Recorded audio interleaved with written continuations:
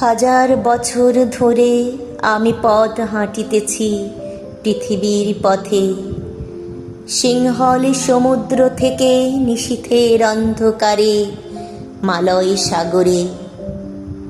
অনেক ঘুরেছি আমি বিম্বিসার অশোকের ধূসর জগতে, সেখানে ছিলাম আমি আরো দূর অন্ধকারে বিদর্ভ নগরে। আমি ক্লান্ত প্রাণ এক, চারিদিকে জীবনের সমুদ্র সফেন।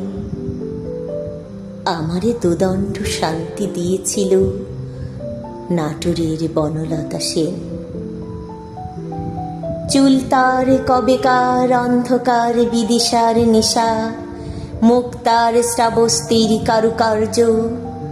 অতি দূর সমুদ্রের পর হাল ভেঙে যে নাবিক হারায়েছে দিশা, সবুজ ঘাসের দেশ যখন সে চোখে দেখে দারুচিনি দ্বীপের ভিতর, তেমনি দেখেছি তারে অন্ধকারে। বলেছে সে, এতদিন কোথায় ছিলেন? পাখির নীড়ের মতো চোখ তুলে নাটোরের বনলতা সেন। সমস্ত দিনের শেষে শিশিরের শব্দের মতন সন্ধ্যা আসে, ডানার রৌদ্রের গন্ধ মুছে ফেলে চিল। পৃথিবীর সব রং নিভে গেলে পাণ্ডুলিপি করে আয়োজন। তখন গল্পের তরে জোনাকির রঙে ঝিলমিল।